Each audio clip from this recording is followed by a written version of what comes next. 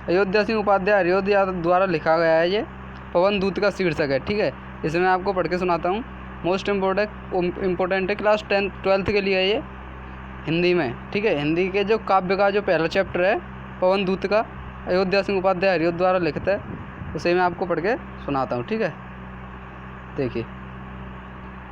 बैठी खिन्ना एक दिवस वे गेह में थी अकेली, आके आंसू दृग युगल में थे धरा को भिगोते, आके आंसू दृग युगल में थे धरा को भिगोते, आई धीरे इस सदन में पुष्प सदगंध कोले, आई धीरे इस सदन में पुष्प सदगंध कोले, प्रातः वाली सुपवन इसी काल वातायनों से, प्रातः वाली सुपवन इसी काल वातायनों से। देखिए, मैं एक बार और पढ़ता हूँ। बैठी खिन्ना एक दिवस वे गेह में थी अकेली, बैठी खिन्ना एक दिवस वे गेह में थी अकेली, आके आंसू दृग युगल में थे धरा को भिगोते, आई धीरे इस सदन में पुष्प सदगंध कोले, आई धीरे इस सदन में पुष्प सदगंध कोले, प्रातः वाली सुपवन इसी काल वातायनों से, प्रातः वाली सुपवन इसी काल वातायनों से। देखिए, मैं इसका अर्थ आपको समझा देता हूँ। इसमें होता क्या है, जब श्री कृष्ण मथुरा को गोकुल को छोड़कर वृंदावन चले जाते हैं, तो राधा जी तब ये विरह का जो रस है वहाँ पे दिखा आता है। ठीक है, ये प्रिय प्रवास से लिया गया है। अयोध्या सिंह उपाध्याय जी का प्रिय प्रवास नामक एक महाकाव्य है, उससे लिया गया है। ठीक है, इसमें होता क्या है, श्रीमती राधा जी अपने महल में एक कमरे में या किसी भवन में बैठी हुई थी। वहाँ पे होता क्या है, वहाँ से ये आगे बढ़ता है। देखिए, बैठी खिन्ना एक दिवस वे गेह में थी अकेली, बैठी माने बैठी थी, खिन्ना माने अकेली, एक यानी एक दिवस माने एक दिन, वे माने श्रीमती राधिका जी, गेह माने घर में, थी अकेली माने अकेली। ठीक है, एक दिवस में एक दिन श्रीमती राधा जी दुखित होकर के एक अपने घर में अकेली बैठी हुई थी। ठीक है, फिर होता क्या है, आके आंसू दृग युगल में थे धरा को भिगोते, मतलब उनके आंसू आ जाते हैं। दृग युगल मतलब आँखों में, और आँखों से आंसू नीचे गिर गिर के धरती को भिगो देते हैं। ठीक है, वो क्यों रो रही थी, क्योंकि जो श्री कृष्ण थे वो गोकुल को छोड़ करके वृंदावन चले गए थे, इसलिए, और वो उनका कोई संदेशा भी नहीं आया था। ठीक है, और फिर होता क्या है, आई धीरे इस सदन में पुष्प सदगंध कोले, मतलब यहाँ पर जो प्रातःकालीन जो सुबह वो सुगंधित समीर या हवा थी वो आती है सुगंध को लेकर के। ठीक है, प्रातः वाली सुपवन इसी काल वातायनों से, मतलब प्रातः माने सुबह वाली, सुपवन माने हवा, इसी काल वातायनों से, वातायन माने खिड़कियों से आती है। ठीक है, खिड़कियों से हवा आती है। ठीक है, वहीं से ये आपका जो है लिया गया है। ठीक है, इसका अर्थ आपको समझ में आ गया होगा। ठीक है, देखिए नेक्स्ट मैं आपको दिखाता हूँ।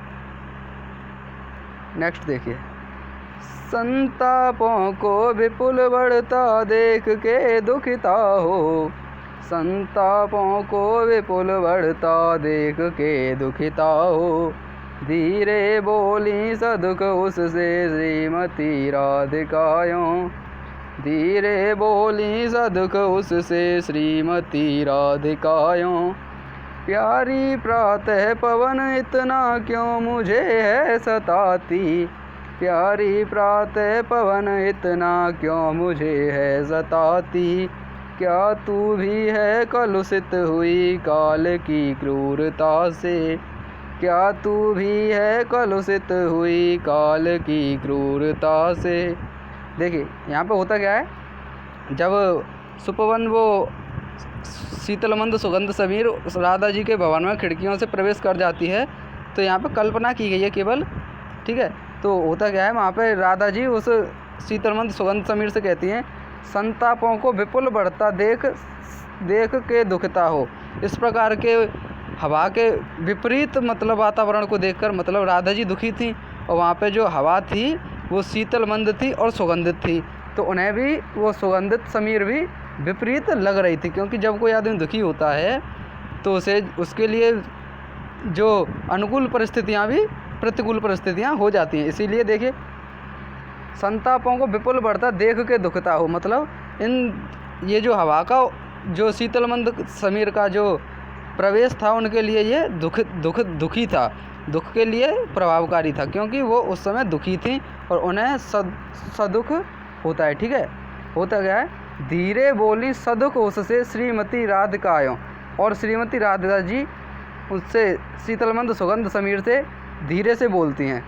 प्यारी प्रातः पवन इतना क्यों मुझे है सताती, मतलब राधा जी हवा से पूछती हैं क्या तू भी मेरे लिए अब प्रतिकूल हो गई है, तू भी जब मैं दुखी हूँ तब इतनी शीतल और मंद सुगंध समीर चला रही है, और मेरे लिए ये विपरीत परिस्थिति बन गई है। ठीक है, देखिए मैं आपको बताऊं, जब कोई आदमी दुखी होता है तो उसके लिए जो अनुकूल परिस्थितियां भी होती हैं ना वो प्रतिकूल हो जाती हैं।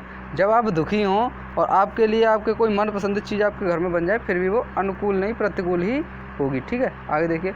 क्या तू भी है कलुषित हुई काल की क्रूरता से, मतलब क्या तू भी आज कलुषित हो गई है और मुझे दुखी कर रही है। ठीक है, देखिए नेक्स्ट मैं आपको दिखाता हूँ।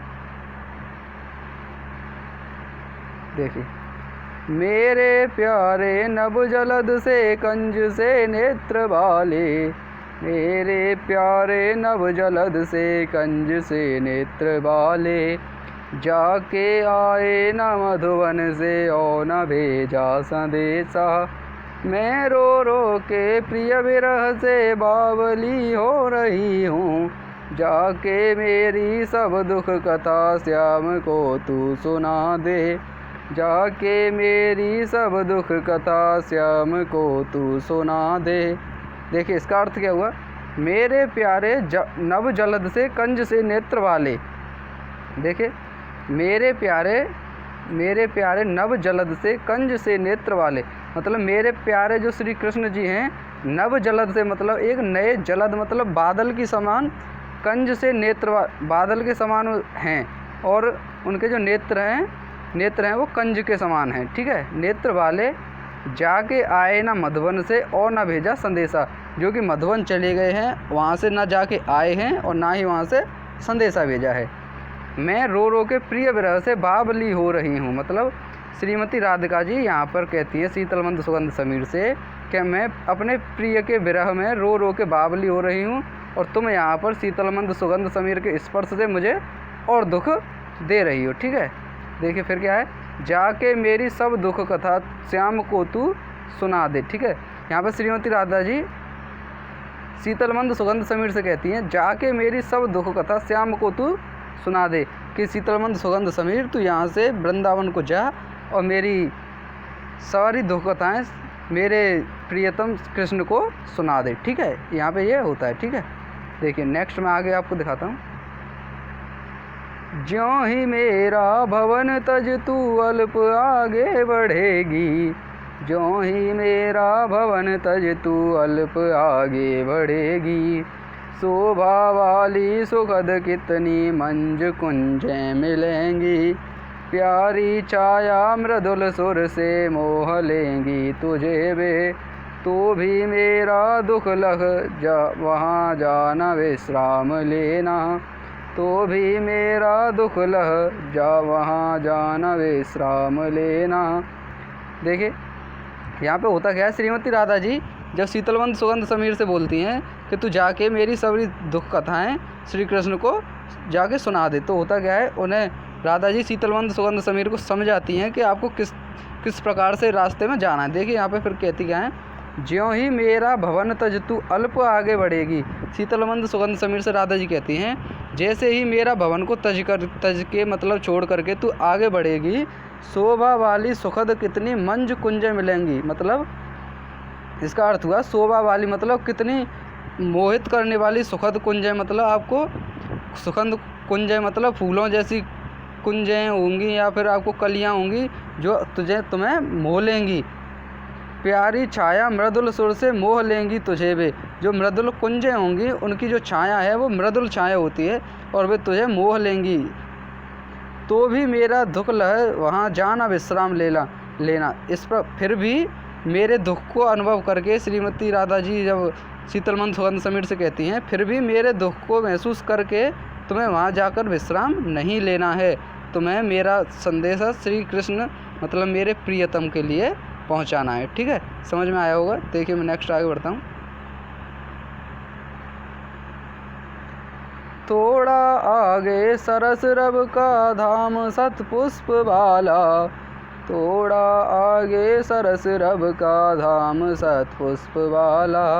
अच्छे अच्छे बहुद्रुम लतावान सौंदर्यशाली। अच्छे अच्छे बहुद्रुम लतावान सौंदर्यशाली। प्यारा वृंदा विपिन मन को मुग्धकारी मिलेगा। आना जाना इस विपिन से मोहि माना ना होना। आना जाना इस विपिन से मोहि माना ना होना। ठीक है, देखिए मैं आपको समझाता हूँ इसे।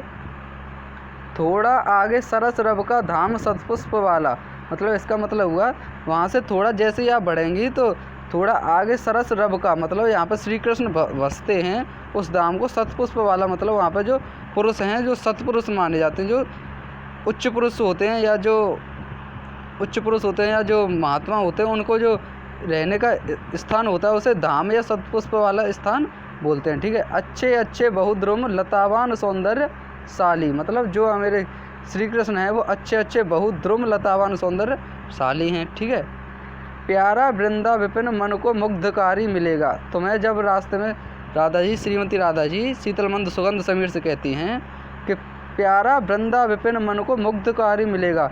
जो प्यारा वृंदावन है वो सभी के मन को मोह लेता है और वो मुग्धकारी तुम्हें मिलेगा, फिर भी तुम्हें वहाँ पर मोहित नहीं होना है।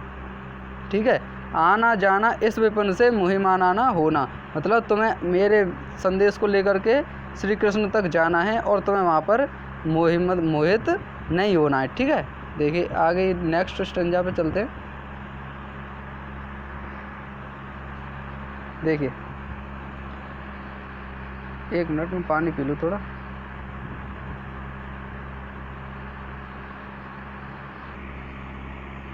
देखिए यहाँ पे कहती हैं राधा जी श्रीमती राधा जी शीतलमंद सुगंध समीर से, जाते जाते अगर पथ में क्लांत कोई दिखावे। जाते जाते अगर पथ में क्लांत कोई दिखावे।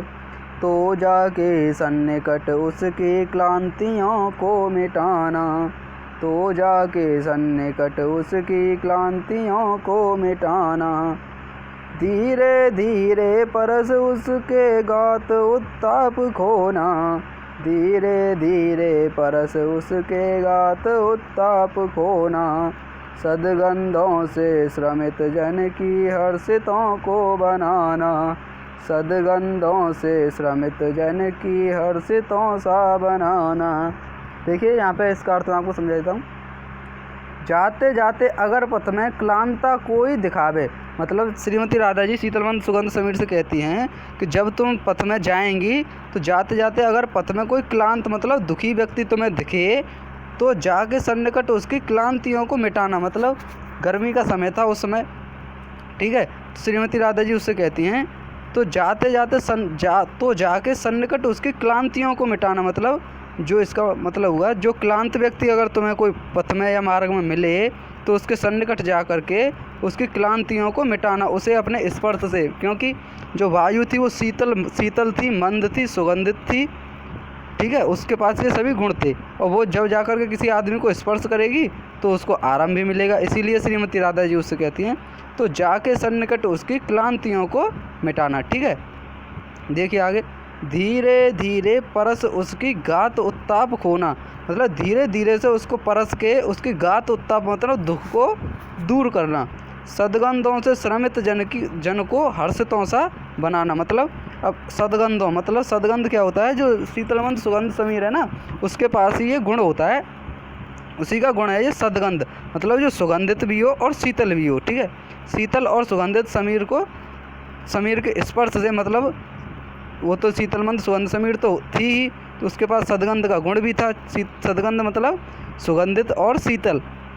सुदगंधों से श्रमित जन की, मतलब श्रमित जन कौन हुआ? वहाँ पे जो किसान या कोई मार्ग में कार्य कर रहा हो, वहीं पर वो है आपको श्रमित हो गया। श्रमित जन को हर्षितों सा बनाना, मतलब उसे अपने स्पर्श से उसे खुश करना या उसको उसके दुख को, उसकी पीड़ा को मिटाना। ठीक है, समझ में आया होगा। देखिए नेक्स्ट।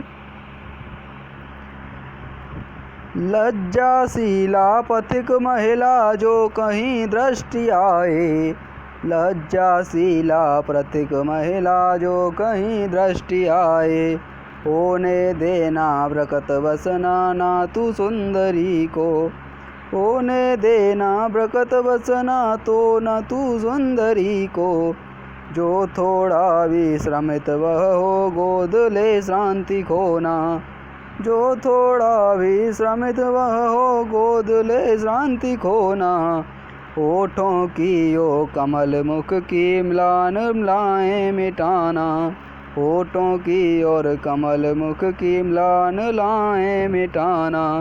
देखिए इसका अर्थ मैं समझा दूँ। लज्जाशीला पथिक महिला जो कहीं दृष्टि आए, मतलब आपको पता ही होगा लज्जाशीला पथिक महिला क्या होती है। जब कोई लज्जाशीला पथिक महिला मतलब कोई औरत हो जो कि आप अपनी लज्जा से परिपूर्ण हो, मतलब जो अपनी संस्कृति में हो। भारतीय संस्कृति में आपको पता ही होगा, हमारे ही संस्कृति में महिलाओं को किस कदर से रखा जाता है या किस कदर से महिलाएं रहती हैं। अगर संस्कृति से युक्त महिला, आपको श्री राधा जी शीतलमंद सुगंध समीर से कहती हैं कि संस्कृति से युक्त लज्जाशील पथिक महिला कहीं दृष्टि अगर आपको मार्ग में आए, होने देना ब्रकत बसना तो न तू सुंदरी को, तो कहीं तेज से अपनी वायु के अपने वेग को बढ़ाकर उसके ब्रकत बसना ना कर देना, मतलब उसके जो वस्त्र हैं उन्हें अंग भंग मत कर देना, तो ना तू सुंदरी को। ठीक है, जो थोड़ा भी श्रमित वह हो गोद ले श्रांति खोना, मतलब इसका अर्थ हुआ जो थोड़ी भी श्रमित वह हो, मतलब जो लज्जाशीला पथिक महिला है, कोई भी महिला अगर जो लज्जाशील हो और वो पथ में आपको मिले और वो अगर थोड़ी सी भी श्रमित हो, मतलब वो थोड़ी सी भी कष्टयुक्त हो या थोड़ा सी भी उसे कष्ट हो रहा हो, तो श्रीमती राधा जी शीतलमंद सुगंध समीर से कहती हैं तो गोद ले श्रांति खोना, तो उसको अपने स्पर्श से उसकी जो श्रांति है या उसका जो दुख है उसे दूर करना, उसे उसकी गर्मी को या उसको अपने शीतलमंद सुगंध समीर के स्पर्श से उसे मतलब उसे सुख की अनुभूति कराना। होठों की और कमल मुख की म्लान लाएं मिटाना, मतलब होठ जो सूख रहे होंगे उसके जो लज्जाशीला पथिक महिला होगी, गर्मी में अगर पथ में कहीं जा रही होगी वो, तो होठों और उसके कमल मुख जो होगा वो सूख रहा होगा गर्मी के मारे। और शीतलमंद सुगंध समीर से राधा जी कहती हैं होठों की और कमल मुख की मिलान लाएं मिटाना, मतलब जो होठों पर और जो उसके चेहरे पर जो मिलान लाएं हो रही हैं, जो या फिर जो गड्ढे और जो सूखापन हो रहा है उसे दूर करना। ठीक है, समझ में आया होगा। देखिए नेक्स्ट देखते हैं। देखिए, कोई क्लांता कृषक ललना खेत में जो दिखावे, कोई क्लांता कृषक ललना खेत में जो दिखावे, धीरे धीरे परस उसकी क्लांतियों को मिटाना, धीरे धीरे परस उसकी क्लांतियों को मिटाना, जाता कोई जलद यदि हो व्योम में तो उसे ला, जाता यदि कोई जलद यदि हो व्योम में तो उसे ला, छाया द्वारा सुखित करना तप्त भूतांगना को, छाया द्वारा सुखित करना तप्त भूतांगना को। देखिए इसका अर्थ क्या हुआ, कोई क्लांता कृषक ललना खेत में जो दिखावे, मतलब यहाँ पे होता क्या है, जब श्रीमती राधा जी शीतलमंद समीर को जाने के लिए बोलती हैं कि मेरा संदेशा लेकर श्री कृष्ण के पास जाओ, तो उन्हें समझाती हैं कि मार्ग में किस प्रकार से जाना है। ठीक है, तो वहाँ पे एक बात ये भी कहती हैं उस राधा जी उस वायु से, कोई क्लांता मतलब कोई दुखी, कृषक ललना मतलब कृषक ललना का मतलब क्या हुआ, कृषक का बेटा छोटा बेटा हो, मतलब कोई कृषक मतलब किसान का कोई छोटा बेटा हो, खेत में जो दिखावे, उसे कोई खेत में अगर कोई छोटा बच्चा आपको किसान का दिखे धीरे धीरे परस उसकी क्लांतियों को मिटाना। तो अपने शीतलमंद सुगंध समीर के स्पर्श से उस छोटे बच्चे की क्लांतियों को मतलब उसके दुख को मिटाना, उसके जो गर्मी लग रही है उसे अपने शीतलमंद सुगंध समीर के स्पर्श से उसे सुख की अनुभूति कराना। ठीक है, आगे क्या कहती हैं,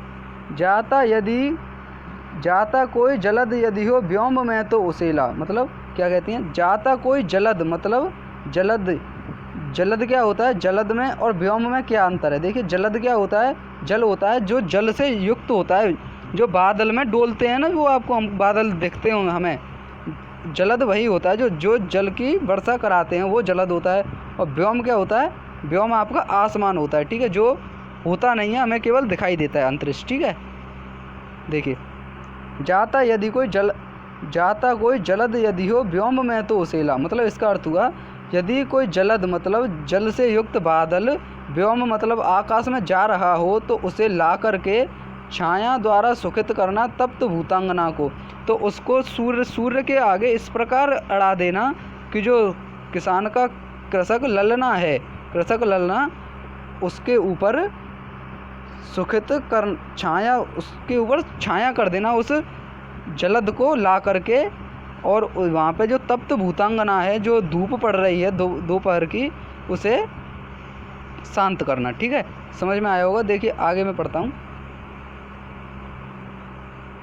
देखिए जाते जाते पहुँच मथुरा धाम में उत्सुका हो, जाते जाते पहुँच मथुरा धाम में उत्सुका हो, न्यारी शोभा वर नगर की देखना मुग्ध होना, तू होवेगी चकित लग के मेरु के मंदिरों को, तू होवेगी चकित लग के मेरु से मंदिरों को, आभा वाले कलश जिनके दूसरे अर्क से हैं, आभा वाले कलश जिनके दूसरे अर्क से हैं। देखिए इसका अर्थ मैं बताता हूँ, जाते जाते पहुँच मथुरा धाम में उत्सुका हो। अब राधा जी शीतलमंद सुगंध समीर से कहती हैं, जाते जाते जब तुम मथुरा धाम में पहुँचेंगी तो तुम वहाँ पर उत्सुक मत होना, मतलब अपनी जो लक्ष्य है उस लक्ष्य से विचलित नहीं होना है। ठीक है, होता गया न्यारी शोभा बर नगर की देखना मुग्ध होना। आपको पता ही है जो मथुरा धाम है उसकी जो शोभा है वो न्यारी है, इसीलिए राधा जी उससे कहती हैं शीतलमंद सुगंध समीर से कि न्यारी शोभा बर नगर की। बर नगर क्या है, मथुरा को बर नगर भी कहते हैं। ठीक है, क्योंकि यहाँ की जो शोभा है वो अलग ही है, इसकी मथुरा जैसी शोभा किसी और नगर की है नहीं। ठीक है, न्यारी शोभा बर नगर की देखना मुग्ध होना, मतलब मथुरा की न्यारी शोभा को देख करके तुम कहीं मुग्ध ना हो जाना, मतलब अपने पथ से विचलित मत हो जाना, अपने लक्ष्य को पहले निर्धारित करना। तू होवेगी चकित लग के मेरु के मंदिरों को। ठीक है, यहाँ पर आपको पता ही है जो मथुरा है वहाँ पे मंदिरों की तो कोई कमी है ही नहीं। तो वो के राधा जी, श्रीमती राधा जी वायु से कहती हैं, तू होवेगी चकित लग के मेरु के मंदिरों को। मतलब जो मेरु के मंदिर हैं जो मथुरा में पाए जाते हैं वो बहुत ही आलीशान और एक तरह से मान लीजिए आकर्षित मंदिर हैं।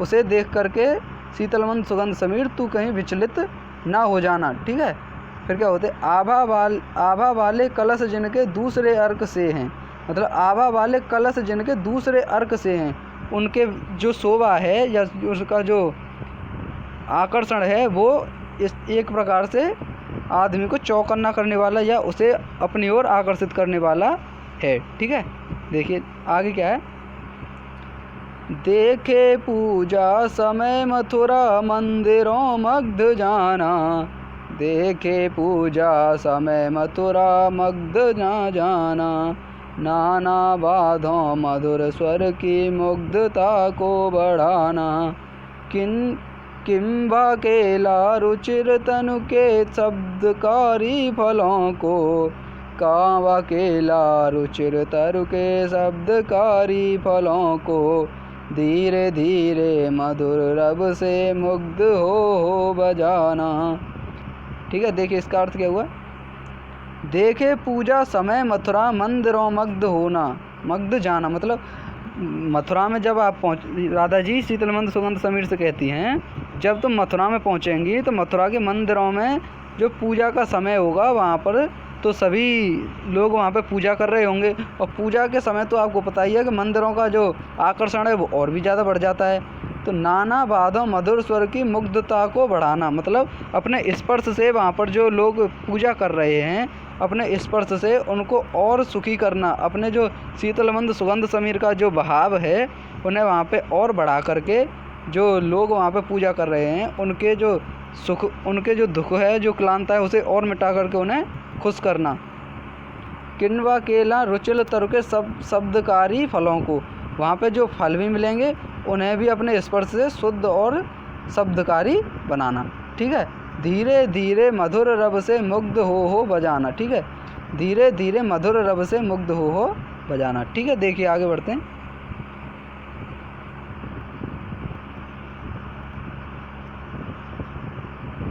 तू जो तजेगी जलद तन को जावहीं तदगता हो, तू जो तजेगी जलद तन को जावहीं तग्धता हो। होंगे लाने नयन उसके ज्योति उत्कीर्णकारी, मुद्रा होगी बर बदन की मूर्ति सी सौम्यता की। धीरे धीरे बचन उसके सिक्त होंगे सुधा से, धीरे धीरे वचन उसके सिक्त होंगे सुधा से। देखिए अब इसका अर्थ करना कोई ज़्यादा इम्पोर्टेंट है नहीं, ये वैसे सिलेबस में है, थोड़ा भी कम हो गया है, ये आपका सिलेबस में आएगा भी नहीं, इसे केवल पढ़ लीजिए और आए तो सिलेबस में आप इसकी व्याख्या कर सकते हो, इतना कठिन नहीं है। ठीक है। मैं आपको एक बार पढ़ के अच्छे से सुना देता हूँ इसे। ठीक है। तू जो देखेगी जलद तन को जावहीं तग्धता हो, होंगे लाने नयन उसके ज्योति उत्कीर्णकारी। मुद्रा होगी बर बदन की मूर्ति सी सौम्यता की। सीधे सीधे वचन उसके सिक्त होंगे सुधा से, सीधे सीधे वचन उसके सिक्त होंगे सुधा से।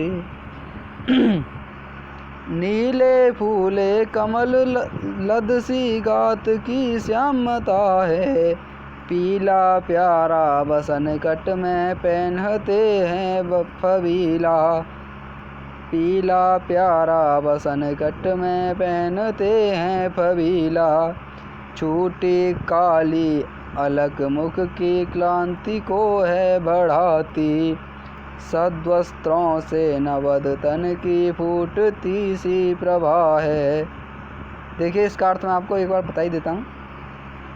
तू देखेगी जलद तन को जा वहीं तग्धता हो, मतलब यहाँ पर श्रीमती राधा जी शीतलमंद सुगंध समीर से कहती हैं जलद तन, मतलब जो श्री कृष्ण का जो तन है वो एक जलद है, एक बादल के समान है। उसे जब तू देखेगी शीतलमंद सुगंध समीर, जब तू उसे देखेगी तो तू उसे देख करके मोहित हो जाएगी और अपने लक्ष्य को भी भूल जाएगी। इसलिए तू वहाँ पर जा करके अपने लक्ष्य को मत भूलना। ठीक है।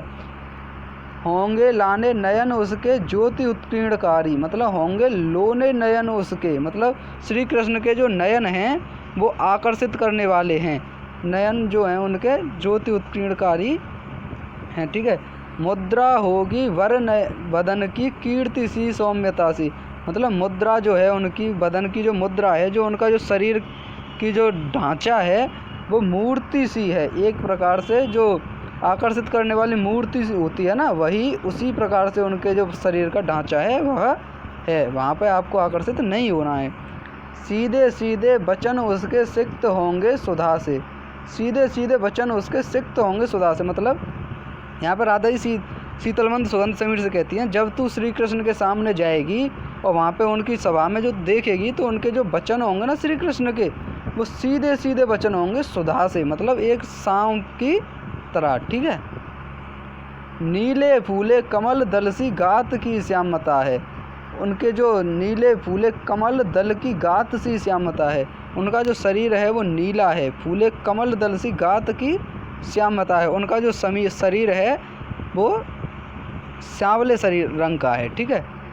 पीला प्यारा बसन कट में पहनते हैं फबीला, मतलब अपने जो शरीर में वो पीला प्यारा बसन, मतलब पीला कपड़ा अपने शरीर में श्री कृष्ण जी पहनते हैं। ठीक है। छूटी काली अलख मुख की कांति को है बढ़ाती, मतलब छूटी काली अलख मुख की कांति को है बढ़ाती। छूटी काली, ठीक है, उनके शरीर पर एक छूटी काली है जो कि उनके कांति को भी, उनकी जो आकर्षण क्षमता है उसे भी बढ़ाती है। सद्वस्त्रों में, देखिए, सद्वस्त्रों में नवद तल की फूटती सी प्रवासी। ठीक है, ये समझ में आया होगा। देखिए नेक्स्ट आगे बढ़ते हैं।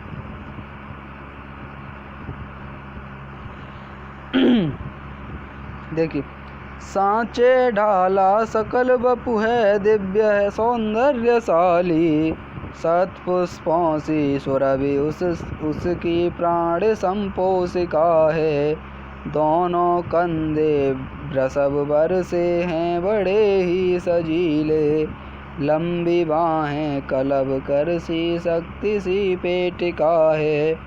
राजाओं सा सिर पर लसा दिव्य आपीड़ होगा, शोभा वाली अभय श्रुति में स्वर्ण के कुंडलों की। नाना रत्ना कलत भुज में मंजू के यूर होंगे, मोती माला लसित उसका कंबुसा कंठ होगा, मोती माला लसित उसका कंबुसा कंठ होगा। देखिए यहाँ पे होगा, सांचे ढाला सकल बपु हैं दिव्य सौंदर्यशाली, मतलब उनका जो शरीर है, उनका जो ढांचा है शरीर का, वो वास्तव में ही सौंदर्यशाली है। ठीक है, सत्पुष्पों सी सुरभि उसकी प्राण संपोषिका है। सुरभि जो है, उनका जो आकर्षण है वो सत्पुरुषों जैसी है। ठीक है, सत्पुरुषों सी सुरभि उसकी प्राण संपोषिका है। ठीक है, दोनों कंधे वृषभ बर से हैं बड़े ही सजीले, और उनके जो दोनों कंधे हैं वो एकदम से इस प्रकार हैं जो किसी भी मनुष्य को आकर्षित कर सकते हैं, और जो वो बहुत ही सजीले लगते हैं कंधों से भी, कंधों पर भी। ठीक है, देखिए, लंबी बाहें कलब करसी शक्ति की पेटिका है, और जो उनकी बाहें हैं, जो हाथ हैं वो लंबे हैं, और उनकी जो पेटिका है, मतलब जो कमर है, वो शक्ति जैसी है, एकदम से आकर्षित करने वाली है। ठीक है, राजाओं सा सिर पर लसा दिव्य आपीड़ होगा, मतलब उनके जो सिर पर जो राजाओं की तरह जो मुकुट लगा होता है राजाओं की, उनके शरीर पर भी उसी प्रकार का एक दिव्य आपीड़ मतलब मुकुट होगा। ठीक है, शोभा होगी अभय श्रुति में स्वर्ण के कुंडलों सी, मतलब उनके जो कान हैं उनमें कुंडलों की शोभा होगी, बहुत ही आकर्षित उनके कुंडल भी लग रहे होंगे।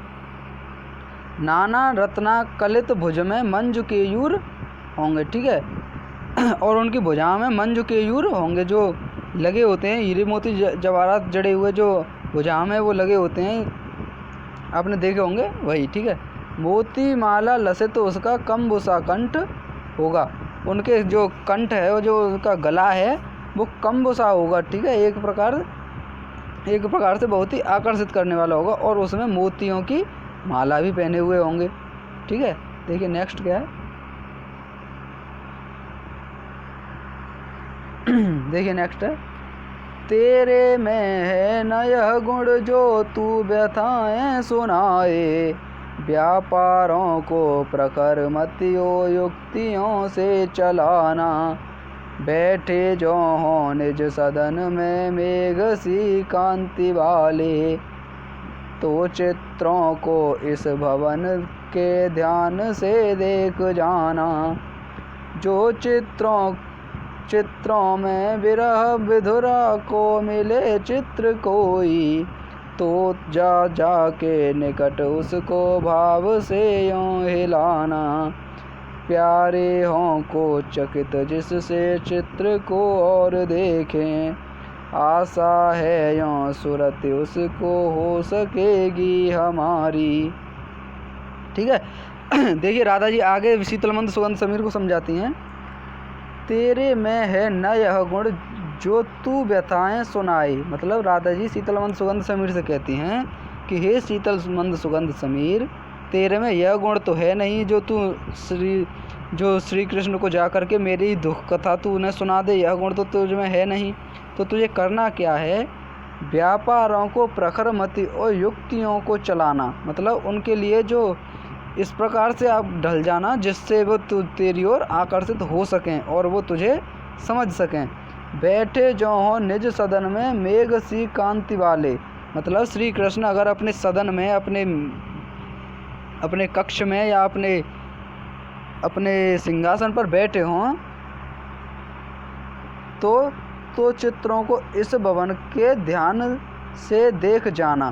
तो उनके चित्र को इस प्रकार ध्यान से देख जाना और उन्हें इस प्रकार स्पर्श करना जिससे वो समझने की कोशिश करें और वो समझ सकें कि ऐसा स्पर्श मुझे गोकुल में होता था, तभी उन्हें श्री राधा जी की याद आ सकती है। ठीक है, देखिए आगे।